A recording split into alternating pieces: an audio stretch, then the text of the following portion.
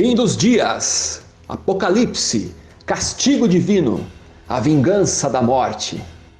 Essas expressões saíam da boca do homem da Idade Média quando a maior pandemia da história da humanidade afetou o continente europeu. Nunca antes na história o mundo havia visto tal destruição de vidas. Hoje vamos explicar como foi a peste negra, a maior e mais mortal pandemia já registrada na história da humanidade. Então já deixe seu like, se inscreva e ative o sininho para receber sempre notificações de novos vídeos. E embarque conosco nessa tenebrosa história.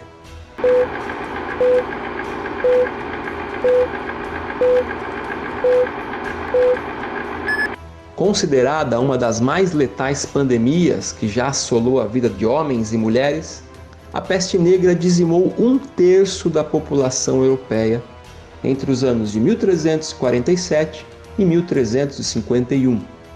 Embora haja divergências quanto ao número de mortos, estima-se que tenham morrido cerca de 25 milhões de pessoas.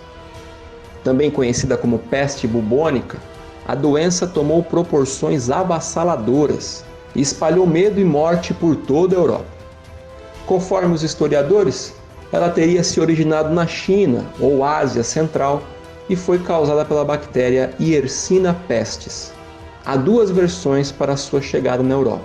A mais conhecida e aceita diz que a bactéria viajou alojada no intestino de pulgas que parasitavam os ratos e que eram muito comuns nos porões das embarcações. Desse modo, a epidemia teria se espalhado com a chegada desses navios aos portos, infectando um número cada vez maior de pessoas. Uma outra versão diz que soldados turcos teriam usado catapultas para lançar cadáveres infectados dentro de um entreposto comercial na Crimeia, e a partir daí a peste teria se espalhado para outras localidades.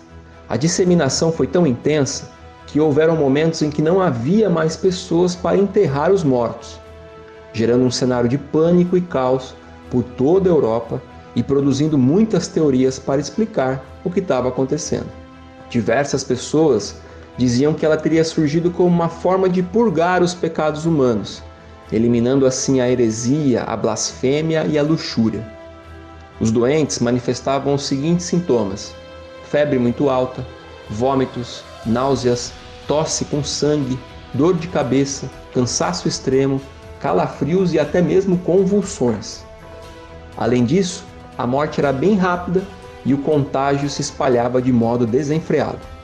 Em 1348, a Faculdade de Paris divulgou uma série de medidas profiláticas para ajudar no combate à peste.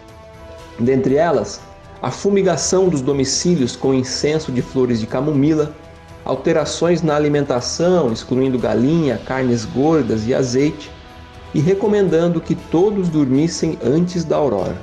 Os banhos eram considerados perigosos e as relações sexuais fatais. Foi implantado um regime de quarentena e a população saudável passou a sair de casa apenas em momentos de extrema urgência. A situação só foi melhorando a partir do momento em que começaram a ser tomadas medidas de saúde pública. Os corpos passaram a ser cremados e houve melhoras na higiene. Com a implementação de saneamento básico, tratamento das águas e limpeza adequada das cidades, a propagação da doença foi diminuindo e lentamente a Europa foi se restabelecendo. As suas consequências, no entanto, alteraram a história europeia, impactando na religião, economia e condições sociais da época. Estudos recentes mostram que a variedade da Yersinia pestis, que assolou a Idade Média, foi completamente extinta. Mas a peste ainda pode se manifestar através de uma bactéria semelhante, fazendo com que a doença ainda seja endêmica em locais como Peru, Madagascar e Congo.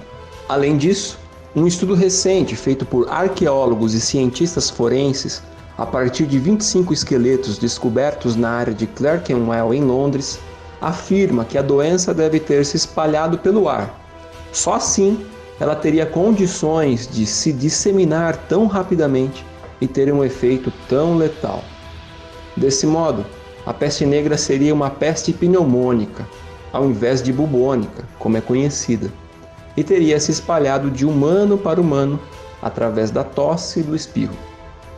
Apesar das divergências sobre o número de mortos, origem e propagação da doença, todos os estudos sobre o tema deixam claro o quanto ela foi devastadora e mudou radicalmente a vida daqueles que a enfrentaram.